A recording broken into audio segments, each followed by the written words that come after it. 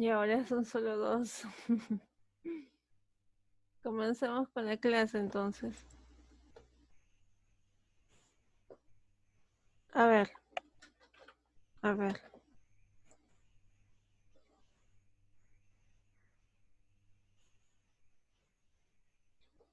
Ahí está. Están viendo la diapositiva que les estoy mostrando. A ver, Jennifer Chinchay, por favor. Profesora, Dime, Jennifer. mi primo dice que lo acepte. Ya la acepté. Ah, ya.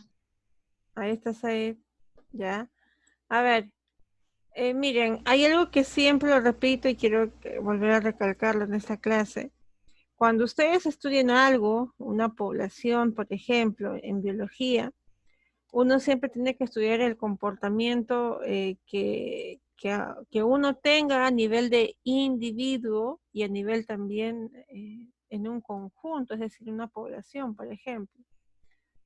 Me falta Belén nada más. Por ejemplo, ¿no? Tú puedes estudiar a un ser vivo aparte, por ejemplo, el ser vivo, no sé, el ser vivo bacteria, ¿ya? Yo estudio la bacteria por unidad, el comportamiento que ella tiene sola. Pero también puedo estudiar el comportamiento que esta bacteria tiene en conjunto, es decir, dentro de una población de bacterias, ¿sí? Y esto es algo muy importante, es algo que también ustedes deben de tener en cuenta. Siempre estudiar algo desde diferentes lados, desde diferentes parámetros, desde diferentes puntos de vista. Como ustedes saben, es muy diferente el comportamiento de un individuo por sí solo que el comportamiento que éste tenga dentro de una población. El mismo caso de ustedes, ¿no? Heredia, esto que les comento a tus compañeros, como un individuo, ya sea hablemos de biología o de diferentes áreas, se comporta diferente dependiendo de, hola Adrián de nuevo, se comporta diferente de cómo se encuentre, como individuo solo aparte o como población. Les comentaba, ¿no? Inclusive ustedes cuando ustedes están en el salón, de repente ustedes, no sé, me hacen chacota, profe, ¿no? Hacen su chacota de repente, eso es cuando están en conjunto, pero cuando están, solos, de repente exponiendo, ahí muchos de ustedes se cohíben, tienen miedo, entonces ese tipo de comportamiento que ustedes tienen de forma individual y de forma grupal, nosotros en biología vamos a estudiarlo en forma pues más ligada a esta área, ¿no? La biología. Ustedes saben, hay otras ramas de la ciencia, las ciencias sociales, por ejemplo, que estudian al conjunto de individuos, ¿cierto? A cómo un individuo se comporta en su sociedad. Por ejemplo, la sociología estudia mucho el comportamiento de las sociedades por sí, de cómo estas se interrelacionan y todo lo que sucede, pues, ¿no? Dentro de cada una. Entonces, ahorita en biología vamos a estudiar a la población, a cómo se comporta toda la población en su conjunto, más no individualmente. Esa rama, por eso les repito, esa rama de la biología, tienen que, tienen que, tienen que estudiarla mucho y para ello usan, por ejemplo, parámetros matemáticos. Tú cuando usas el estudio de individuos en gran cantidad, pues tienes que usar un parámetro matemático, una parte de la matemática llamada la estadística, ¿no? Si tú estudias pues 1 millón de individuos que pertenecen a una misma población, pues tienes, como repito, que usar métodos matemáticos como la estadística, ¿sí? Entonces, ahí está su compañera Belén.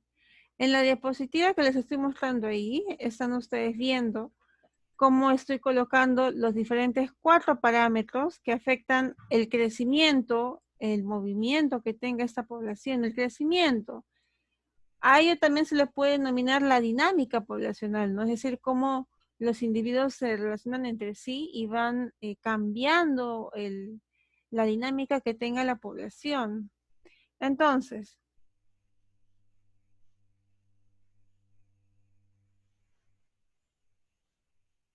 Entonces, me disculpan, hay una compañera que está tratando de ingresar.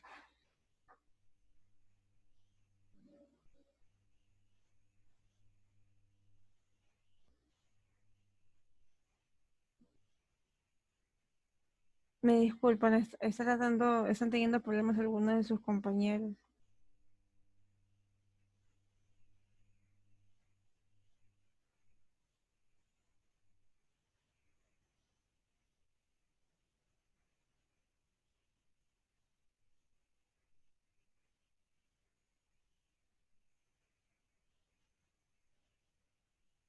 A ver, me disculpan. Entonces, vamos viendo cómo en una población, por ejemplo, ¿están ahí? Por favor, levanten las manos para saber que están ahí. Me he perdido un poco por su compañero que estaba tratando de ingresar, pero díganme, por favor, levanten la mano. Ahí está Carla, Heredia, Said, Belén, muy bien. Muy bien, jóvenes, me alegra, gracias. Ya. Entonces, vamos a continuar hablando. ¿Cómo una población puede cambiar? ¿Cómo el tamaño que esa tenga puede cambiar? Pues debido a los cuatro factores que vienen en la diapositiva, ¿no? A la natalidad, el número de nacimientos que tenga esta población, el número de individuos, ¿no?, que fallezcan, que dejen de tener vida, el número de emigraciones, es decir, de individuos que salgan de esa población, que se vayan, por ejemplo, a otro territorio, y la inmigración, que es el número de individuos que ingresen, ¿cierto?, a dicha población. Por ejemplo, yo les estoy haciendo mucho el uso de ejemplos en la población peruana, en individuos, en seres humanos, porque es más sencillo de que ustedes puedan notarlo. Sí, pero este mismo ejemplo, esta misma dinámica, ustedes pueden hacerlo en las poblaciones de todo, poblaciones de leones, poblaciones de, no sé, de plantas, en todo lo que ustedes quieran estudiar, pueden hacer esa misma dinámica. Vamos a estudiar entonces a la población peruana. A ver, díganme, miren, en el año 2019 y este 2020, hay dos de estos cuatro parámetros que han cambiado y que han hecho que la dinámica de la población peruana cambie en gran cantidad. A ver, díganme, ¿cuáles son de estos cuatro factores, cuáles son los dos factores que han cambiado y que han hecho que la dinámica de la población peruana cambie?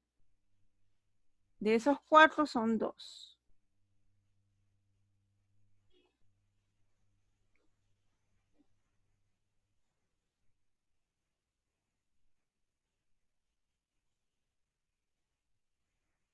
Nadie, por favor, intervenga. A ver, mensajes. Emigración. Emigración, a ver, ¿quién está saliendo? Emigración significa salida. ¿Han emigrado bastante los peruanos a otro país? La natalidad. ¿Han nacido más peruanos en el año 2019? En el año 2019 se dio un fenómeno que transformó toda la dinámica poblacional acá en Perú. ¿Cuál fue? La entrada de ciertos tipos de personas de otros países. Muy bien, la inmigración, correcto. Entonces, ustedes muy bien saben que por la entrada de venezolanos, de personas de otros países, pues no ha habido una alta tasa de inmigración y por lo tanto la dinámica poblacional del Perú ha cambiado. Y por otro lado, en este año 2020, el otro factor que ha cambiado en gran cantidad es la mortalidad. Muy bien, jóvenes, la mortalidad. ¿Por qué ha cambiado la mortalidad? Pues por la enfermedad que ustedes no saben que se encuentra a nuestro alrededor.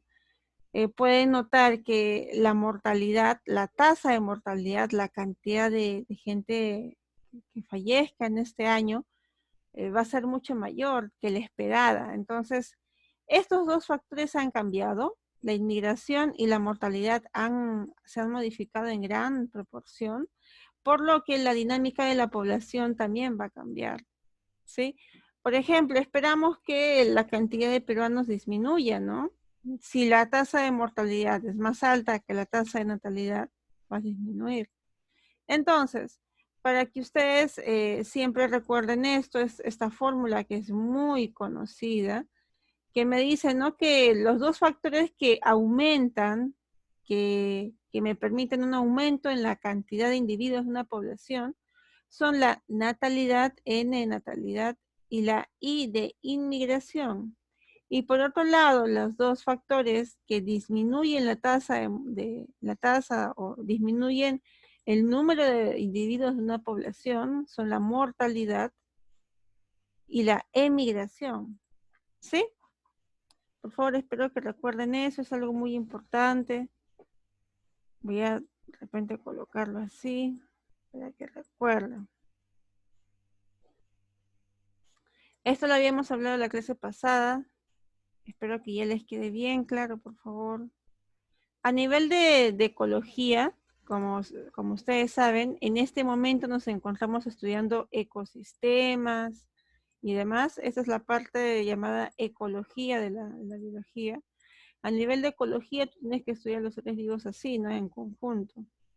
No puedes estudiarlos como algo separado. Continuamos entonces. Ahí está juntos y también arriba de estar juntos.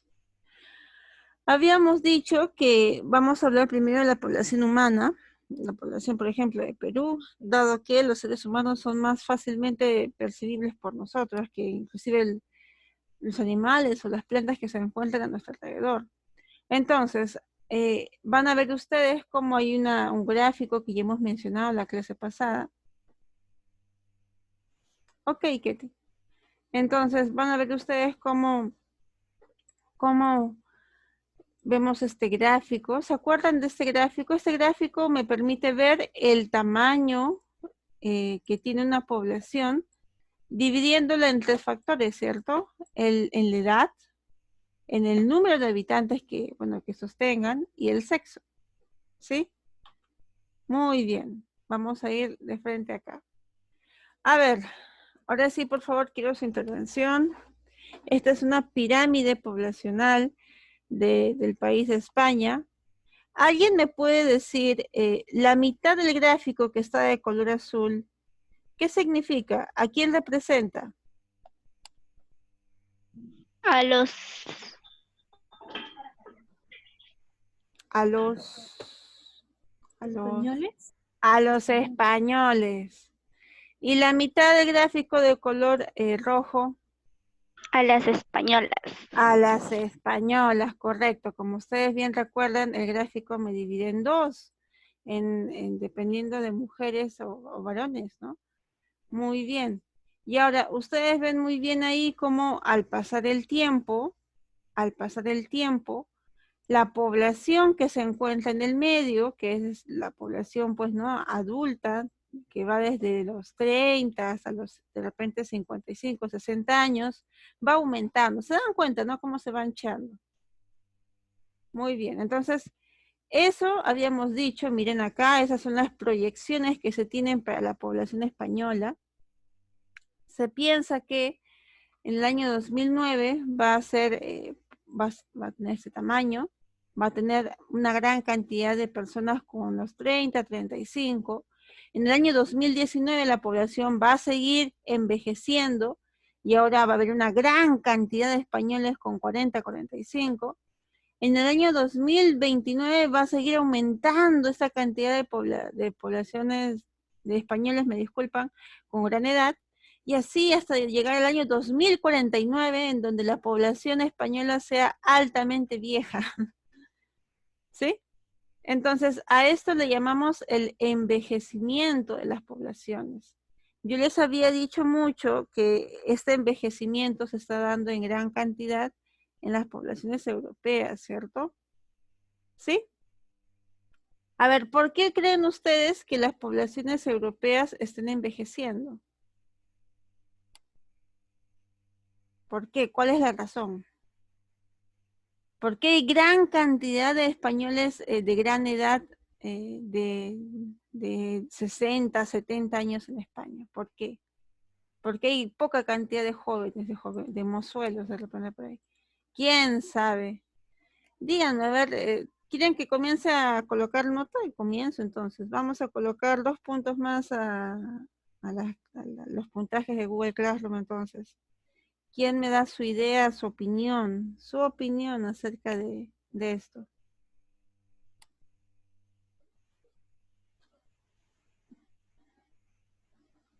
Nadie me puede dar su opinión acerca de por qué la sociedad española está envejeciendo, o la sociedad europea.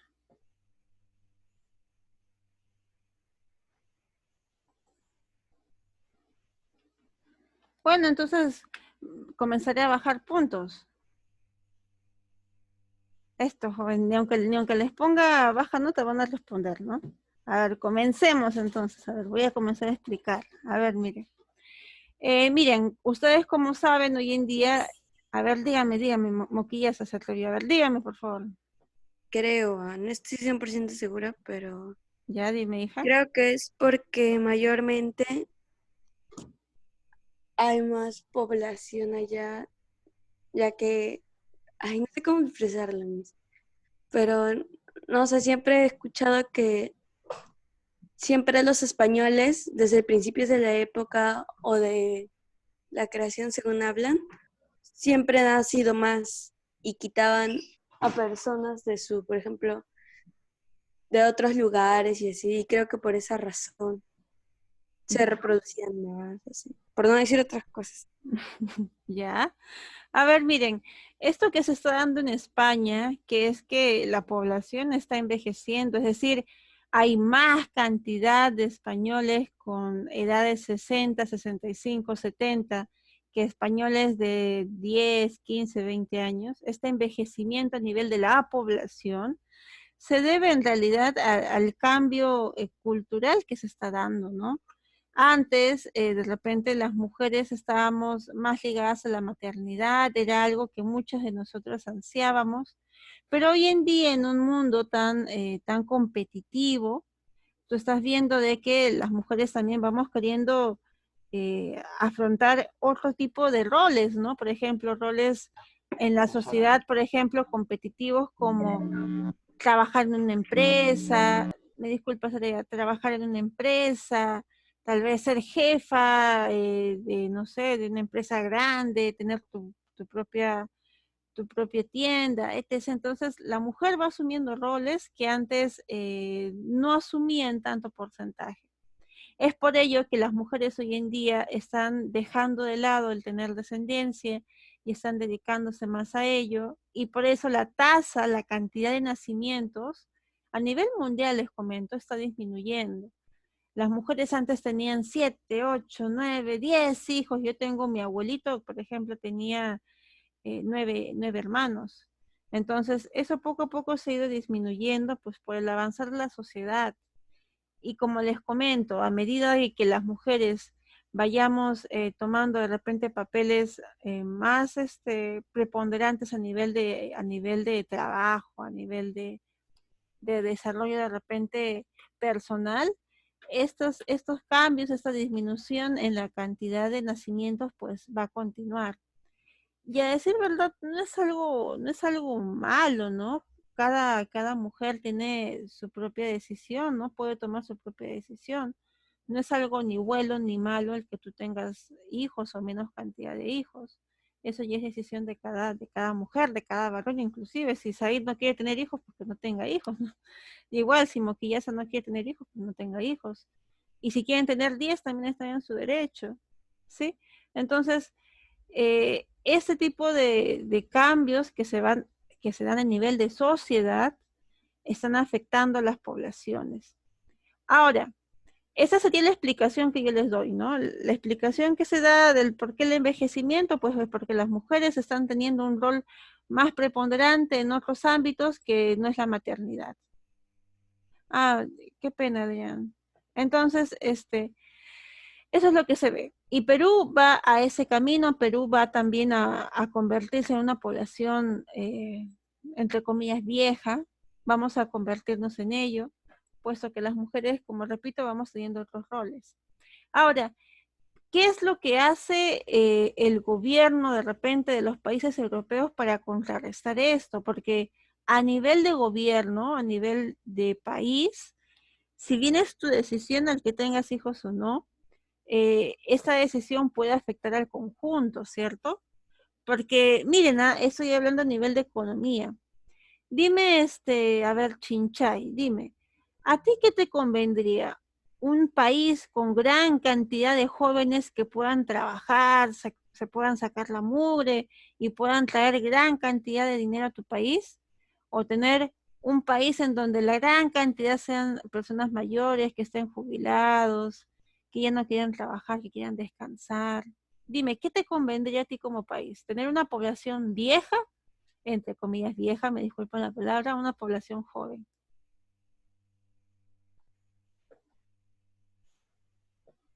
Correcto, tener una población joven, porque la población joven trae, bueno, trabaja más, pues porque está justo en esa edad en la que hay mayor energía.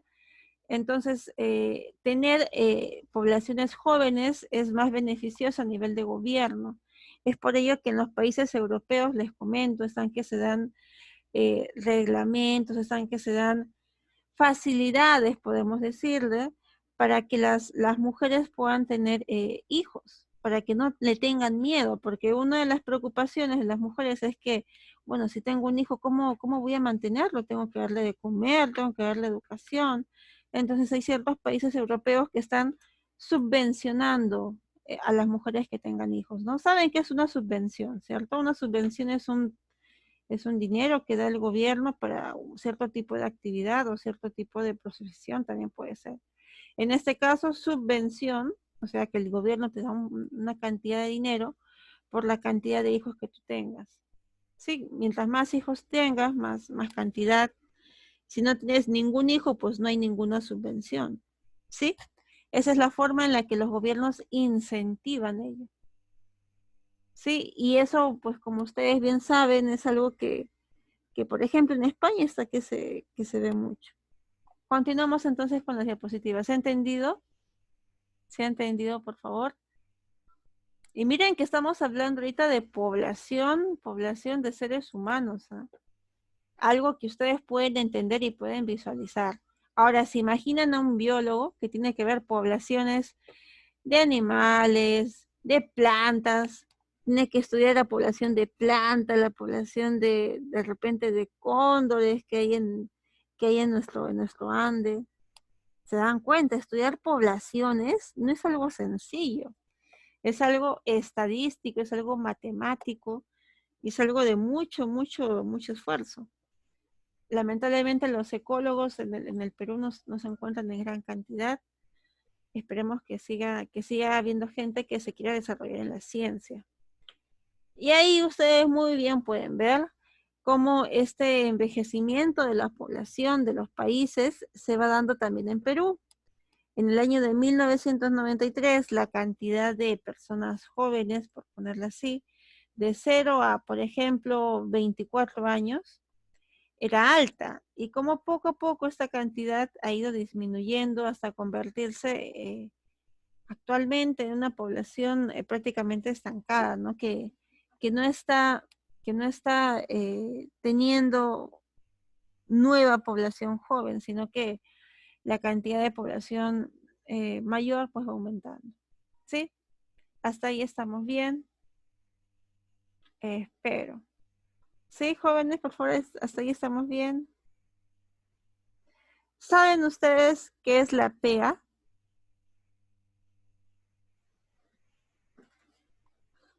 Y eso estoy hablando a nivel de economía, pero es mejor que lo veamos ahora. Es un término que sería bueno que ustedes sepan. ¿Saben qué es la PEA? Voy a escribirlo acá. A ver, ¿quién tiene computadora para que busque rápidamente? A ver, para que alguien me responda.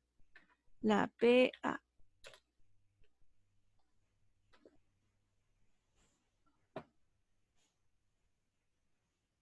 ¿Quién? Heredia, ¿me puedes ayudar? La otra día me ayudaste, pero no sé si tengas la misma posibilidad ahora. Muy bien, la población económicamente activa. Es lo que les decía yo a ustedes. La población económicamente activa es aquella población que tiene, que está trabajando y que genera ingresos a la nación, al país. y la población económicamente inactiva es, por ejemplo, aquella población pues que ya está jubilada y que lógicamente no genera un fuerte ingreso a la población, al país, por decir que ninguno, ¿no? Pues porque ya están en la época en la que han trabajado tanto que merecen un descanso digno. Entonces, la población económicamente activa, la PEA, es la parte importante que todo gobierno ve. La PEA, que se encuentra usualmente, ustedes saben, la población económicamente activa, ¿ustedes saben a qué edad la población peruana comienza a trabajar en promedio? De repente sus hermanos, ustedes tienen hermanos, primos, ¿a qué edad sus hermanos, primos han comenzado a trabajar? ¿O siguen sin trabajar?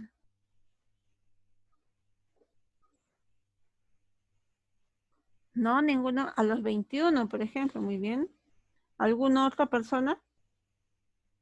A los 21. Yo, por ejemplo, les comento, bueno, yo comencé a trabajar con ustedes, ¿no? A los 22. Mi tía, cuando estaba en la universidad, le acabo de ir a preguntar, mi tía dice que trabajaba desde los 20 hasta los 21 porque ella estudiaba y trabajaba.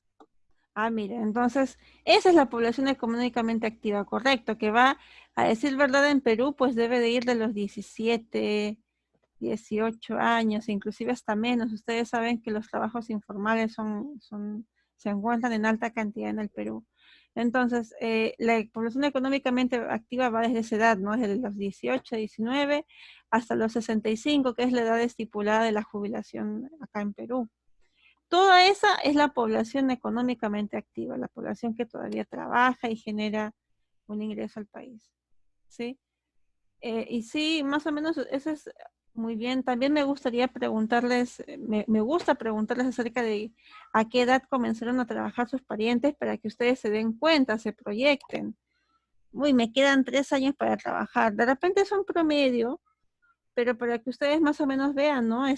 Lo que sucede a medida que va avanzando la vida, a medida que ustedes van avanzando en edad, se van abriendo nuevos caminos, por ejemplo, el trabajo, no sé cómo ustedes se desarrollan en un trabajo, así, ¿verdad? A mí me preocupa cómo Said de repente se desarrolla en su trabajo, cómo Belén se desarrolla en su trabajo.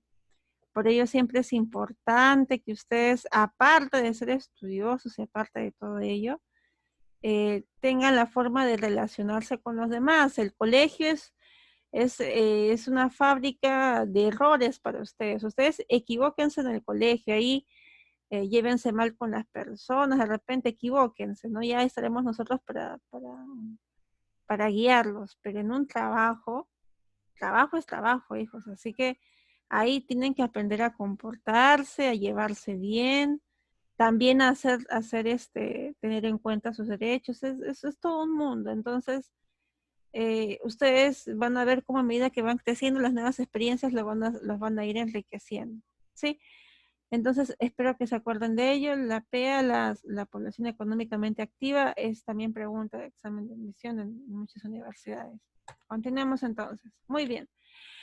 Muy bien, terminamos por fin con el tema población, ya no vamos a hablar más de población, ya hemos terminado. Sí, hemos hablado de diferentes tipos de población, hemos hablado de la población acá en el Perú, todo está perfecto. Ahora vamos a hablar del siguiente tema que se llama relaciones bióticas. Y en este tema vamos a hablar acerca de lo que hemos tratado en cierta forma, por ejemplo, en años anteriores. Hemos hablado de la simbiosis, hemos hablado de la depredación, del parasitismo, hemos hablado mucho del parasitismo. Entonces, esto es un pequeño repaso y una pequeña introducción a diferentes nuevos términos que vamos a acuñar. Miren, hay dos tipos de relaciones bióticas. Las relaciones bióticas son aquellas relaciones que se dan en la naturaleza, entre los seres vivos de esa naturaleza, de este medio ambiente en el que se encuentran. Entonces, un tipo de relación biótica es la que se da entre individuos de la misma especie.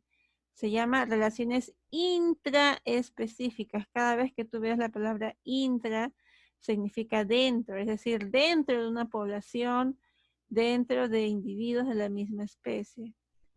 Y el otro tipo de relación que se da entre dos seres vivos es una relación interespecífica. Inter significa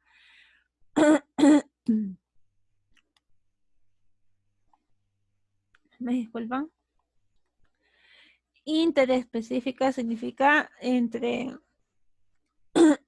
entre individuos de diferentes especies. Por ejemplo, estamos viendo ahí a la hiena y a un felino, ¿cierto? Entonces, estos dos lógicamente no son de la misma especie, por lo que el tipo de relación que tengan es interespecífica. Hasta ahí todo claro, por favor. Creo que está todo claro, espero. ¿Sí? Por ejemplo, miren, ¿cuál es el tipo de relación así a nivel de, a ver, vamos a repasar entonces para ver si se... Canibalismo. Canibalismo, a ver. A ver, vamos a ver. Sí, Adrián, un puma y una hiena. A ver, miren. ¿Cuál es el nicho ecológico de la hiena? El nicho ecológico. A quien me responda le subo un punto en su cuestionario. ¿Cuál es el nicho ecológico de la hiena? Miss es un depredador, es un ser vivo carnívoro. Perfecto, ya. ¿Y cuál es el nicho ecológico del otro felino, del felino que está a su costado? A ver, me disculpan. También es carnívoro, también es otro También, depredador. correcto, correcto. Muy bien, Jennifer y Ketty me han respondido bien. A ver, oportunidad para los demás, ¿ah? Ya miren, cuando dos seres vivos tienen el mismo nicho ecológico, cuando dos seres vivos tienen el mismo nicho ecológico, tienen la misma función, ¿qué va a pasar entre ellos? Lo habíamos visto. Van a querer pelear para tener la mayor carne. Ya, ¿cómo se le llama a ese pelear? Tiene un nombre. Ay, no me sé el nombre. ¿Se acuerdan, por favor? Comienza con, ya, lo digo, ahí va a haber una competencia. ¿Está bien? Una competencia, van a competir por el alimento. ¿Sí? Esta es una competencia porque estos son de la misma especie, pero tienen el mismo tipo de alimento, así que van a competir. Esta competencia es competencia intraespecífica y la competencia de acá es interespecífica entre dos diferentes tipos de especies. ¿Sí? Esa es, por ejemplo, la diferencia, ¿no? Tú puedes hablar de competencia entre especies, entre dos especies diferentes y entre la misma especie. Muy bien, entonces, el día de hoy vamos a comenzar con las relaciones intraespecíficas. La relación intraespecífica más conocida es la que ustedes ven acá, que es el tipo de relación intraespecífica por asociación social, ¿no? A ver, ¿alguien que me pueda explicar esta diapositiva? Creo que es muy sencilla. Es como el crecimiento del animal. Chiquito, de pequeño a adulto a viejo. Así. Muy bien, Belén, gracias siempre por participar. ¿Alguien más, alguna otra persona que tenga una idea? ¿Cómo explico esta diapositiva? ¿Se acordarán? Esto se trató, de repente ustedes lo han tratado en secundaria, en los primeros años.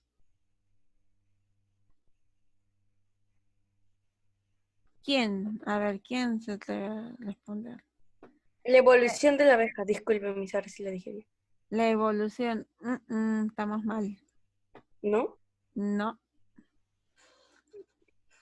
¿Alguien Miss, que me... A ver, dime. Creo que es Ketty. es la asociación de trabajo que ellos trabajan, la reina, el zángano y la obrera. Son Ya. relaciones sociales que ellos, bueno, las abejas trabajan. Ya, mejor. A ver, les comento. Estos tres diferentes tipos de... primero que todos pertenecen a la misma especie, ¿está bien? Son abejas. Ahora, cada uno de ellos cumple una función específica en el panal, en la colonia en la que se encuentran. al tipo que se denomina reina, pues va a tener la función de producir los huevos para que lógicamente haya más individuos en la colonia, en un panal, por ejemplo. Vamos a tener al zángano, que es otro tipo que se comporta de una manera específica. Y por último, la obrera, que también tiene su función específica, que es la de pues, ¿cómo se denominaría? La de construir el panal, la de darle forma tal vez al panal. Entonces, cada una de ellas va a tener una función específica. Pero este tipo de asociación es un poco rara, lo comento a ustedes, porque no se suele dar. No se suele dar que tres diferentes tipos de insectos se reúnan, se junten y cada uno de ellos tenga una función específica. Es algo muy particular, inclusive ustedes que están viviendo en la sociedad en la que se encuentran, pueden ver también cómo nosotros, los seres vivos, nos agrupamos dependiendo de la función que realizamos, pero eso es algo que se ve a nivel de sociedad. ¿Se imaginan ustedes una sociedad de insectos? Como las abejas también tienen ese tipo de asociación, es algo muy estudiado. Inclusive a nivel de biología, también estos tres tienen diferencias. Por si alguno no lo sabe, bueno, uno de ellos proviene de un óvulo fecundado y el otro de un no fecundado. Si es que alguno de ustedes no se recuerda qué es un óvulo, qué significa fecundación o demás, por favor repase, son cosas que debemos de saber. Voy a tratar de hablar en la siguiente clase en todo caso. Entonces, entre estos tres hay un tipo de relación, que es un tipo de asociación social. Cada uno tiene una diferente función y se comporta de forma diferente. ¿Por qué? Pues porque este tipo de especie genera que, como repito, cada uno, dependiendo de cómo se relacione, tenga una función específica. ¿Sí? Es algo muy particular de ellos. Y les comento, este tipo de asociación social, de repente en sus exámenes, en sus preguntas les viene, este tipo de asociación social no solamente se ve en abejas, también se ve, por ejemplo, en hormigas. No sé si ustedes han visto las películas de las hormigas en las que se les muestra como hormigas obreras y demás. Sí, en ellas también existe una asociación de ese tipo, asociación social. También se puede ver, por ejemplo, en las termitas. Si ustedes, creo que voy a hacerlo. En la siguiente clase de repente hablamos mucho más de la asociación social para que ustedes sepan cómo se comportan y por qué han sido tan estudiadas estos insectos a nivel de ecología, a nivel de, de la biología en sí. ¿Alguna pregunta que tengan, algún tipo de duda que les haya creado y que espero poder resolver en la siguiente clase? ¿Algo, jóvenes, en lo que les ayude?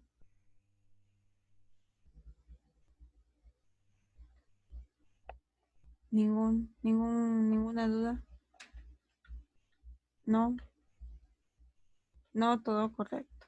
Ok, eso sería toda la clase. No se olviden el avispa. La avispa. El avispo asesino. No tanto así, hija. El avispo asesino no. Que iba a decirles también, por favor, todavía no he dejado los trabajos en Google Classroom, he estado, como repito, un poco mal de salud, por ello no he estado muy al pendiente de mis trabajos, no he enviado notas, así que si alguno de ustedes ha enviado su trabajo y no le ha respondido, despreocúpese. Si todavía no ha enviado sus trabajos de física y química, por favor, estoy enviando ya las notas para que las puedan tener.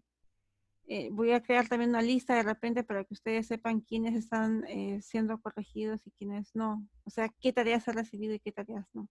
¿Sí? Eso sería todo, jóvenes. Muchas gracias. Hasta luego.